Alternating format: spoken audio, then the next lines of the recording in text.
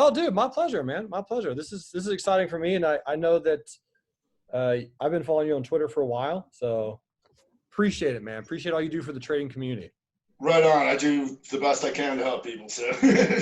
Well, thanks, man. Well, ladies and gentlemen, for those who are listening and those who are here watching the YouTube recording of this, I'm here with Rob Smith, who, as I just mentioned a moment ago, been trading, following him for a while on Twitter. He is Rob in the Black on Twitter, and I'll be sharing all that social media in the description below.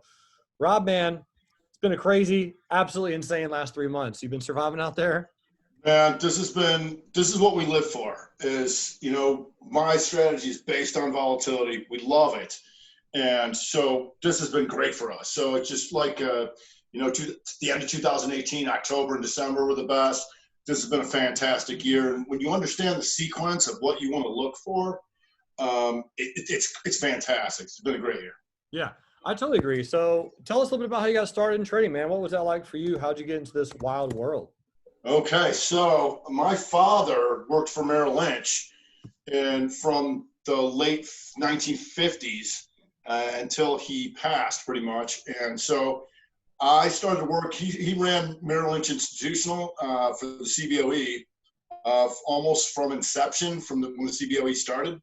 So when I was in high school, I worked down in the CBOE in the Houston Oil Texas Instruments pit, and learning about spreads and all that kind of stuff. And then when he went back to Chicago Stock Exchange, was also Midwest Stock Exchange, I'd work there every summer and through high school and college.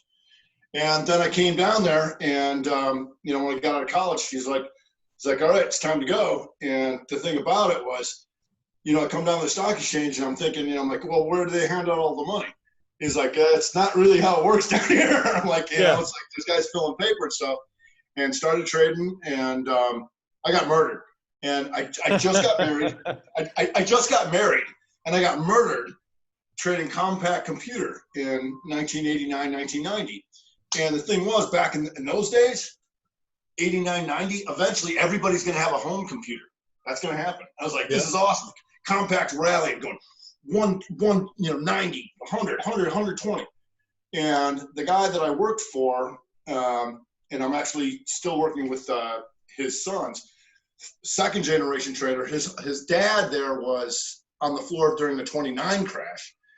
And so I'm on Compaq, and he was a position trader. So he would maybe only make money 4 days out of the month, but then he'd make it all back. So it's really kind of a stressful kind of thing.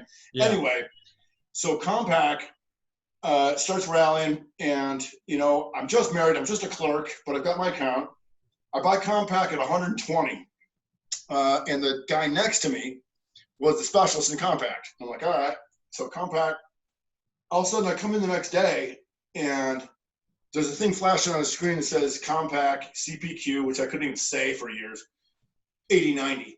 And I'm like, what does that mean? He's like, that's the indication of where it's going to open. I'm like, it's going to open down 30, 40 bucks. And I'm like, I'm like, oh. And so Jim, who I work for, was like, yeah, we'll just buy a little bit more. I'm like, yeah, screw them. We'll buy some more.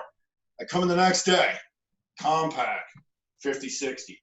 I'm like, it's opening down another 20 bucks. By the time I blew it out, it was at 36. Wow. I just got married, it almost wiped out my entire account. Yeah. And at that point, I was like, I got to figure out how this stuff works, because even in 1989, 1990, we had a computer, which most people didn't have, with charting, Robert Slade. And my friend there was like, we've got, there's books on tech. I'm like, how do you know what this is? He's like, there's books on technical analysis. And I read them all, summarized them all. And the problem that I had with that, all of them had an asterisk. It said, nothing works in all markets. And I'm like, well, then how do I know what the market is? So that's where I really started digging in. And from 1990 to 2010, I wouldn't try to evaluate things. I would go through 2,500 to 3,000 charts a night just so my brain would see it. Yeah. And figuring that something would come to me, right? Because all this stuff is like, oh, well, this is a trending market, this is a consolidating market, and this is how you trade those both. I'm like, well, how do you know what that is, right? So I just went on my own, and I would understand strength and weakness and be like, and go with that. But that's kind of how it all started. through my dad. And I was like, once the ECN started coming, so Chicago Stock Exchange was basically an offshoot of New York Stock Exchange. And so now that there's ECNs and all that kind of stuff, there used to just be the New York Stock Exchange. And the NASDAQ, we used to have to call on the phone. Like you didn't have electronic trading. You had to call them on the phone to execute. Yeah. And so I'm dating myself, but this is how it used to be. Yeah. You put in the work. You have the experience. I mean, how did you battle back from that? Like psychologically, just got married, about to blow out your account, got punched, absolutely train wrecked. I mean, what were the steps that you had to go through, if you recall, to really get over that? I said, I'm going to figure this thing out if it kills me. Right? Like if it kills me, I'm going to figure this out. Because one of the things that when I started too was, what's a good return for the year? And people like say, when you talk about like investments and stuff, people would say, oh, 10% is a good year. 15% is great. 20, whoa, 30, whoa. And I'm like, there's stocks that do that every day. I'm like, if we scratch 300 or 200 days a year, just hit a couple of these things, we beat that, right? So that's where my research started, saying, okay, why don't we just figure out what it looks like before and during things that are really moving? Yeah. Right? And if you can figure that out, well, then you got it. Because if you're going to have an account, a trading account that's only going to make that, even if you have $100,000 in your account and you make 30% a year, you're only making $30,000 a year, right? You're going to need leverage. You're going to need, all these kind of things, and you're going to have to dwarf what broader averages do. And so it's always just a matter of, I'm going to figure it out. There's got to be universal things that happen. There's got to be, when people say that nothing works in all markets, there's got to be something that works in all markets, or you can identify things that are in certain conditions, and trends and stuff like that. Gotcha. And that kind of led you, because you're also what I would consider to be kind of a candlestick expert, right? I would say, that it came down to, figuring out, not reading a chart, but analyzing data. And what I mean by that is that when people try to look at charts and say, I think it's doing this, I think it's doing that, it's really a they, right? They are either buying or they are either selling. Yeah. They will have their stops there. They will do this, right? Participation groups by price and time. And so once I figured that out, I was like, here's what they're doing. And unless that stops, we're going to let the big boys do the work for us.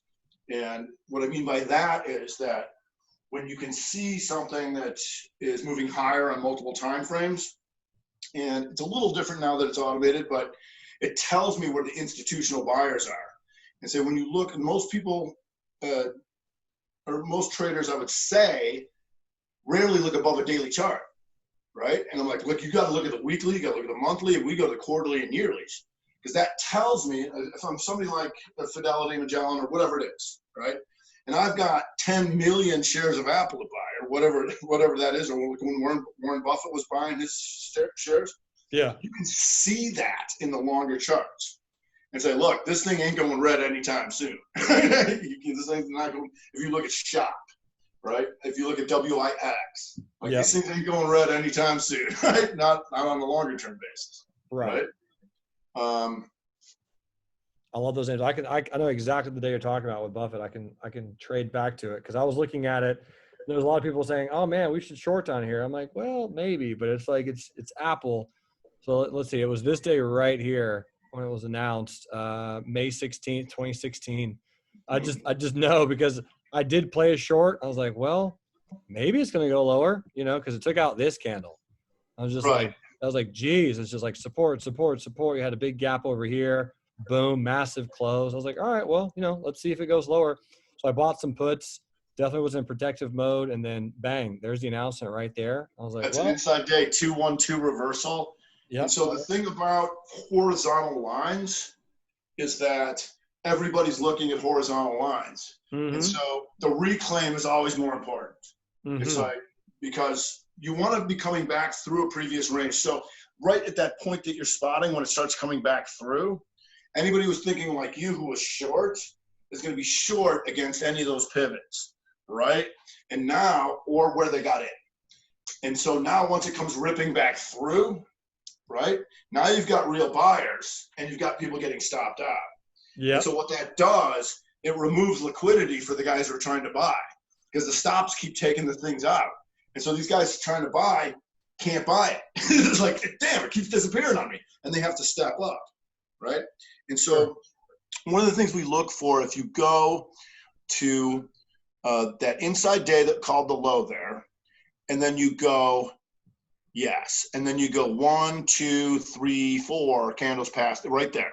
Now you'll see how that white candle, you had, no, back. There we go. See how that white candle before poked up into slight higher high? Yep. Okay, and then it poked down, right?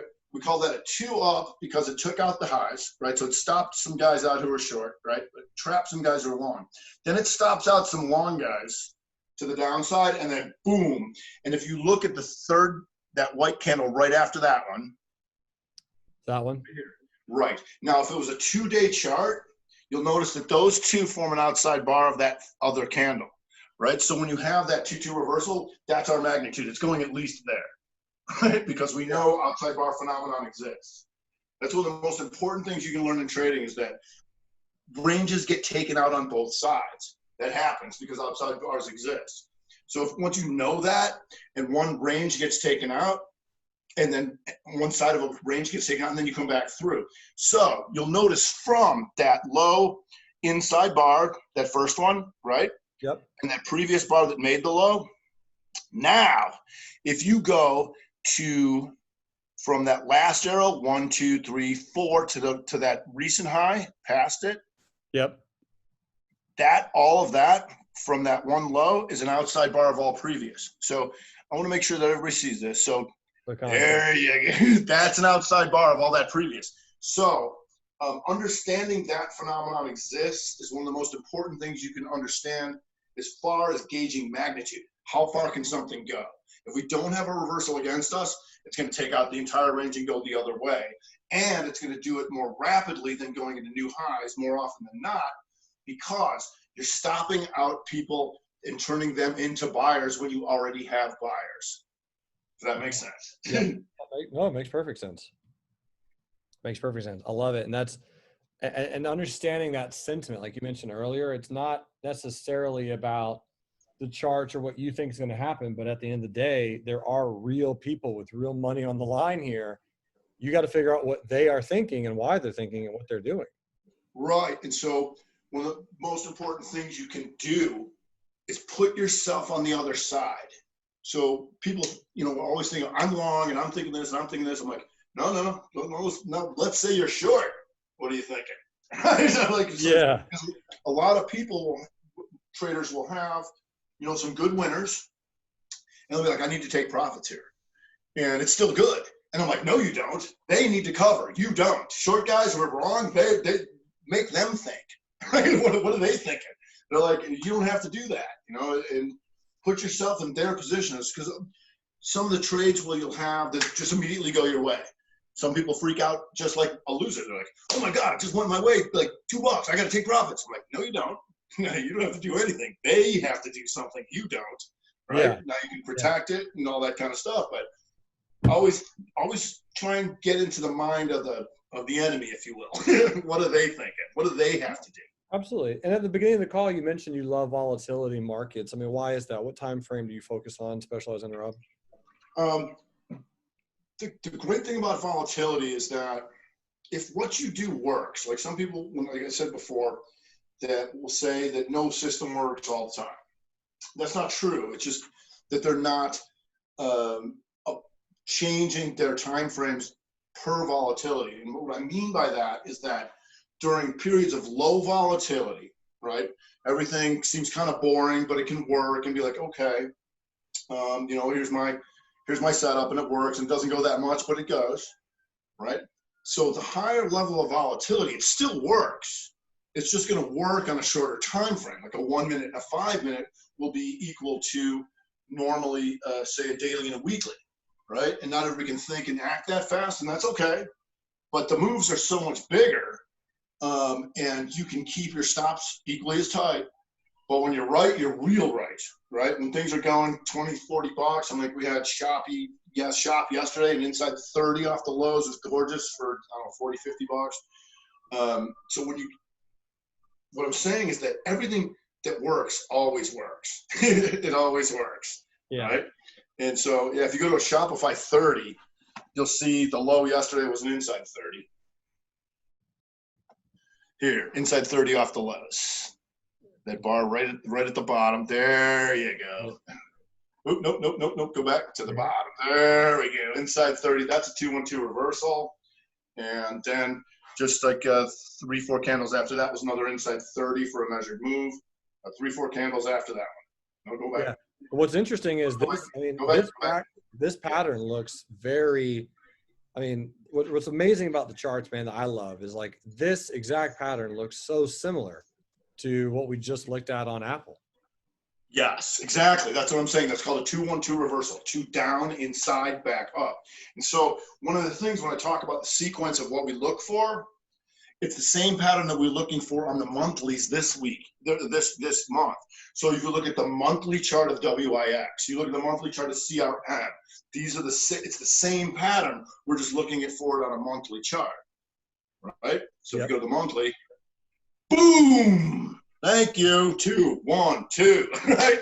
And so this is the sequence of what we were looking for. Anything down, inside, and then back up. Because last month, when we started to recover, we were looking for anybody taking out the March highs in April. And that was your Amazon, right? Because they got what they wanted. You always, like I said, when I think about the guys on the wrong side, or in Amazon, and the market gets killed, right? The market gets killed. But as soon as it starts to recover, anything that's, if you go to Amazon monthly, anything that takes out the March highs is something you want. So a lot of people will try and think of, I want to buy the most oversold, where I would say we want to go after the people that are most jammed. I think the guys that are most jammed are the guys who are short stuff didn't go down in March or didn't go down very much, right? And then you come into April and you take out the highs, those guys are spending all month cover, right? And we call that sticking it to them.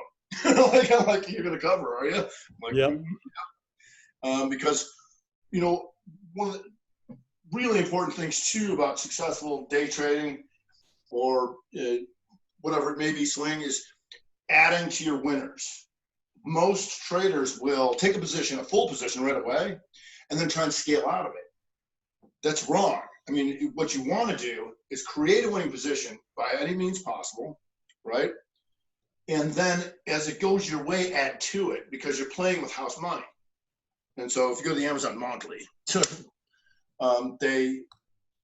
because we're playing with house money, and what you'll see, and most traders will say this, I got out too early, right? And there you go. See that 2-2, there's that hammer, boom, on the last month. So what people say, I got out too early. Yeah, because you don't realize why your trade's still good, right? But if your trade's still good, I want to buy more, where you'll have guys say, here's my price target. I think it's going from 40 to 60 or whatever they say. And it does, right? And they'll tell the whole world that they call it.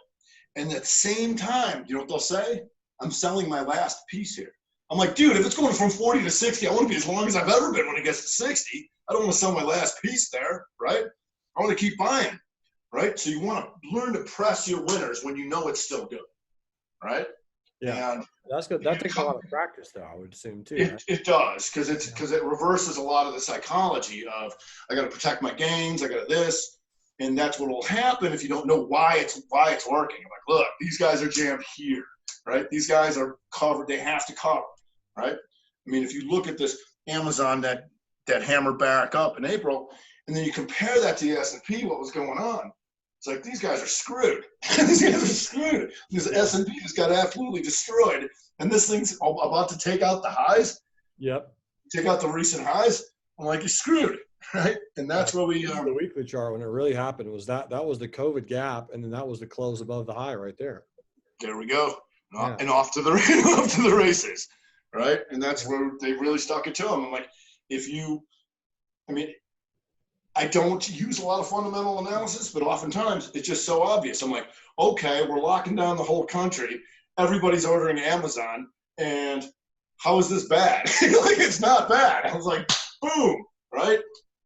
So in a situation like this, how do you play it, Rob? You do like option sales, shares, calls? You know, because I'm dealing with a lot of people that, you know, some people are like, it's too expensive. And I'm like, there's a lot of ways to go about it. You know, when you have a strong buy signal, the most conservative way to do, let's say a strong buy signal, is do the bull put spread and be like, because you might not make as much, but not only does it have to stop going in the direction that it is, it has to reverse, and it has to do it in a certain amount of time. Right? So if it just goes up and stalls out, you're still a winner, right? Yeah. So we'll do this, you know, however we see fit. But when I teach and I have people in there, I'm like, there'll be people that can have enough to do the common, do the options, all that kind of stuff. It's all a matter of using shorter term setups to create winning positions, right? Because I can stay in a winner forever. As long as this thing's still winning, I'm in, right? Yeah. And so making sure that people are in a winning position, then you can stay in, and then I'll say still good. It's still good, right? And then you can hopefully add to it, or you know that you don't have to do anything. If you're winning, you don't have to do anything. The losing side's got to do something. They got to make a move. You don't. Yeah, that's a really, really good takeaway. I like that. That's probably going to be a big takeaway for me in this interview, Rob, is just knowing that if you're in a winning trade, you don't really have to do anything other than just keep winning.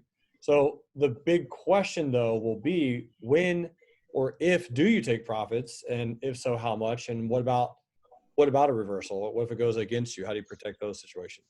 Right. And so depending on the liquidity of what you're trading, and most people don't look at the bottom of the chart. When is this occurring? All right. So that matters. When things occur really matters. And what I mean by that is that you're not going to take an oil position 5 minutes in, 5 minutes before an inventory number comes out. You're not going to do that, right? Hopefully you don't. And as things go on, things will continue to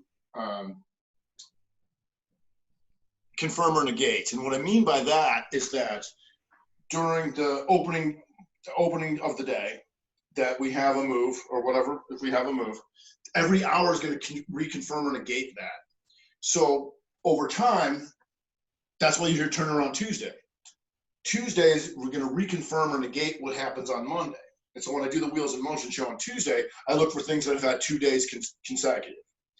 As the month goes on, when the week ends, the second week is going to reconfirm what the first week does, right? And say, okay, for this week of the month, it's either reconfirming. So we're constantly watching that. And then instead of just watching the futures and saying, okay, well, I think the S&P is going to do this, and I think this, we want to go through and be thoroughly all of the sectors in there. What are they telling us? Is it all up? Is it mixed?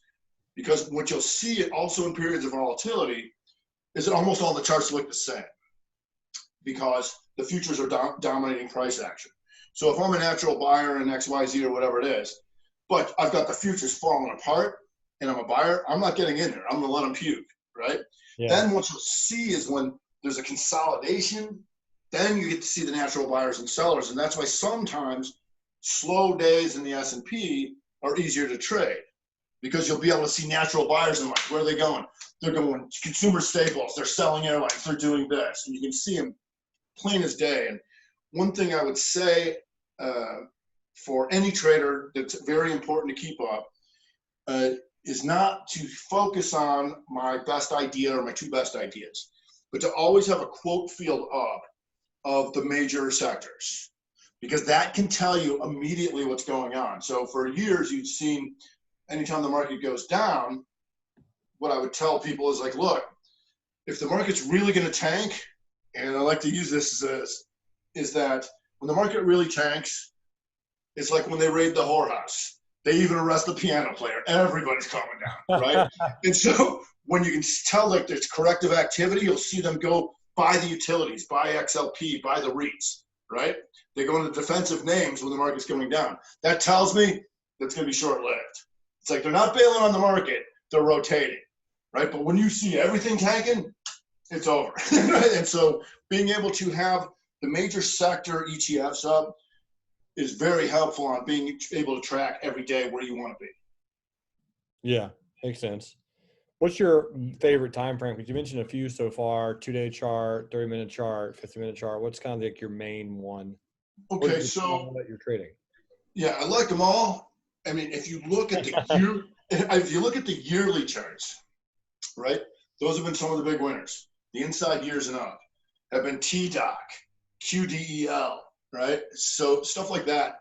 However, when I have new people that I train, yeah, that's not bad. when I train more people on how to trade the strategy that I've developed, what I do is I keep them on 30 and 60-minute charts, right? I'll have people trading 1 minuters all day, but 30 and 60 minutes are good because you get stronger moves because you have 30 and 60-minute participants. And it's not that hard to follow a bigger universe because all you have to do is understand the strategy. And so 10 minutes to the top of the hour, you go through the universe on 30, 60s and see what do we have here, right? What are we setting up on? Here's where I'm going because here's the setups coming to the top of the hour. 20 minutes after the hour, do it again because we're coming into the bottom of the hour. So we call the bottom of the hour the flip. And especially in volatility, a new 60-minute is like a new day to us, right? What's the next break? Are we closer to breaking higher from the last hour or closer to breaking lower, right? And if so, if we break higher, here's all the stocks that we are looking for buy setups. If we start to break lower, here's the things we're looking for sell setups. So during the day today going up, we had SNPS, we had a bunch of these things breaking to the upside, but then we had a reversal on the 60. We had Trump coming out. We knew that was coming out. And then we can go after the things that are already weak, your Disneys, your Marriotts, and always knowing that relative strength and weakness to say if the market starts to do this, we do this. If it starts to do that, we go after them, right? We also want to go after people that are distressed, right? So Marriott, we already knew. Like, all right, and Disney, we already knew because it was in my halftime show. I'm like, here's the guys that are in trouble because once again, when we talk about that mental game, the market's rallying back, right? Grinding back up. And if your stock is taking out yesterday's lows, I'm going to look you straight in the eye and be like, what you going to do, boy? You want to buy more? Bam! Right? What you do? Because you're wrong. Because you're wrong. I know you're wrong. Right? And I'm all up in your face because I know you're wrong. Then when the market tanks, you think these things are going to rally? You're out of your mind. Right? Because a lot of people will hold on to something when the market's rallying on the belief that, oh, well, maybe my stock will catch up because the market's going up, right? And they'll hold on. And they can do that. They will hold on and be like, all right, once the market starts tanking, then you got them by the short and curlies. And be like, all right, boy, didn't happen. How's that catch-up working, boy? All right? Like, okay, boom, boom, boom. Stick it to them. Yeah, love it. What's your main, how long do you normally find yourself in a trade? I know you mentioned you hold on to your winners, but if you're in a short position, you're not going to hold very long normally. So what's that look like for you? How long do you normally hold your shorts and your longs? I basically have programs and people trading for me and don't keep anything. I was like, I sleep at night. that's how I live. Like, there's so much opportunity during the day. And I understand I can catch these $200 moves and shop and there's things we can do, but I enjoy what I do. I'm like, look, if we can catch this much during the day, why worry about it? Mm-hmm. And I know that's not for everybody, and that's why, I'll have the yearlies and the quarterlies, and I'll have people just sitting in there and be like, Rob, I'm good. And I'm like, okay, if you're good, I'm good. It's like, it's still good on this. Have at it. Yeah. Yeah. Because everybody's different. It's like, because a lot of people like try to be like, what's the holy grail of time and thing for everybody? I'm like, well, there's guys got $1 billion. There's guys who got $5,000. There's guys who are trying to make a living. There's guys who are just, doing their 401k. So it's always going to be different and customized to what you're doing, but it's always going to be uniform to what we know as far as 1, 2, 3 and time frame continuity. Yeah. So you mentioned yearly charts. Are you talking about just monthly or like one candle to have a year?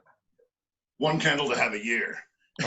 It's like, so I'm on TC 2000. That's what I use for that. Okay. And working with the Trend Spider friends and stuff like that.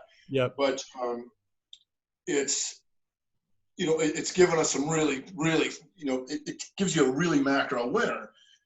Because when you think about like what I just said, if you have big players that are on the wrong side, they got to spend the whole year getting out of it. The whole year, right? And so, like I said, we're going after participants by price and time, right? So we know that on any hour, everybody who traded in that hour, long or short, right, is either right or wrong on either side of that, right? Sure. And so at that point, the wrong side has to make a decision. They dig in their heels, buy more, or they bail, or they do. And so the longer time frames show us where people are either screwed or that the buyers are actually aggressive. This is actually what this company does is actually working, right? Especially in like biotech and stuff like that. And like I said, it's always a matter of knowing what the participants are doing, whether they are buying or selling. And so as opposed to, say, moving averages that are late, because they have to be, it has to move first, right? Yep. That what we look at is aggregation, which means when people say there's more buyers than sellers, there's never more buyers than sellers because you have to buy from somebody, right? So are they taking the offer or are they hitting the bid, right? That tells us what's going on. And so when people say we're getting picked off by algorithms that came down, hit my stop, and went back the other way, that's not true because it wouldn't make any sense. They couldn't make any money doing that, right? I'm not going to chew through 200,000 shares to come down, pick off your 100 shares, and then go the other way. That wouldn't make any sense. But when you look at multiple time frames, say 60, daily, weekly, monthly, or even during the day, 60, 30, 15, 5, and those are all green, and we know that 70% or more is automated trading, you have to tell a computer what to do, right? A program what to do. And during that condition, we know what they told them to do. You have to ask them, you have to tell the computer, the program, what do you want it to do, buy or sell? When do you want it to do it? And how do you want to do it, right? And at that point, when those conditions line up, we know exactly what they told them. They told them buy, they told them do it now, and told them take it off. That's good, right? And when you come back to a previous range, we now know that they're going to trigger stops, right? Sure. And so we look for those really short-term reversals because it means we have corrective activity and then back with the computer help. Got it. Man, and then one thing I've always loved, Rob, is obviously your energy, man. There's so many people that just, they're not exciting, you know? It's like, man. It's 30 years of work. And if I didn't love that I figured what I did out, it's like I couldn't do it. It's just too exhausting. But I love having, people listen and be like, look, this is 30 years of work. I figured out all this. I filtered out all this. Do this and you shall be happy, right? And if I didn't love it, I couldn't do it. 30 years in, it's exhausting, but it's a good feeling, and, you get the haters and all this kind of stuff. I'm like, look, man, this kind of stuff has changed people's lives for the better. They're teaching their kids how to do this. And there you go. You get the ABIO from today. ABIO. I think I posted 3 setups in there that worked on Twitter today. Yeah. ABIO, right there. I'm like, where do you go? Boom. And so here, the one on the right, this chart on the right you got there. You see that?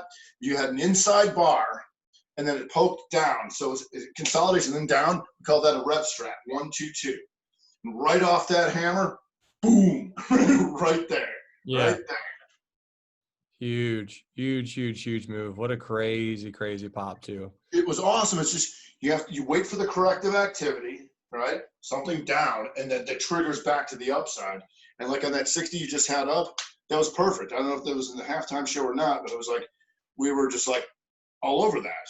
Yeah. If you go back to the 60. Yep. There you go. Because you have that inside bar first, right? Which means there's consolidation. They tried to take it down, right? Said, we're going to sell this thing back down. I'm like, you think so? So the reversal strategy is always off an inside bar.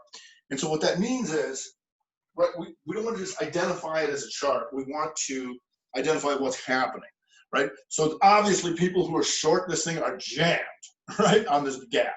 We know that. Now, when it took out that inside bar to the downside, their hopes is now it's a gap and crap, right? So they can stay in, right? But once it takes that out, boom. It's kind of like this. When you have that inside bar, an inside bar is kind of like kids on a playground, right? When I'm staring you down, right? We're going to fight. I'm looking at you. I'm going to fight. You threw a punch and I backed off. The next punch I'm going to throw is the hardest punch I can possibly throw. I'm going to take you down. And that's exactly what happened right there. When you see this setup, they're like, I think I'm going to take it down. I'm like, do you? No. No. Yeah. So, I mean, last question, Rob, because again, man, thank you for your time and energy and just your insight.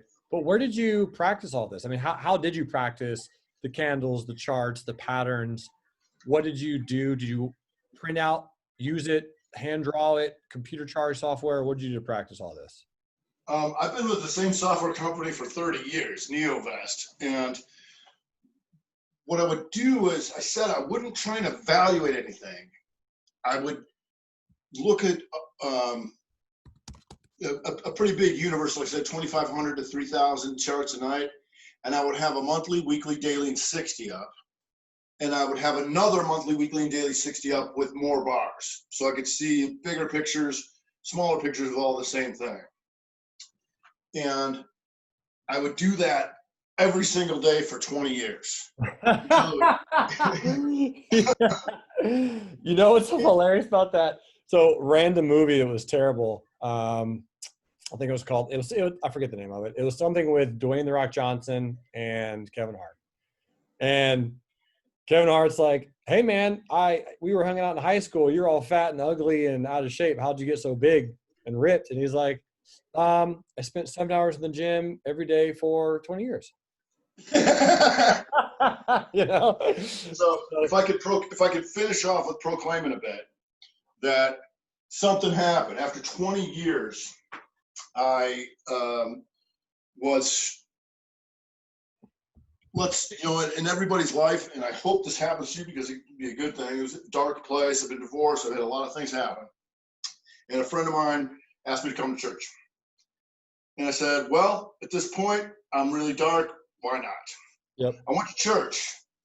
And when I was there, as soon as the worship began, boom, the Holy Spirit moved on me so hard I couldn't move. I was catatonic.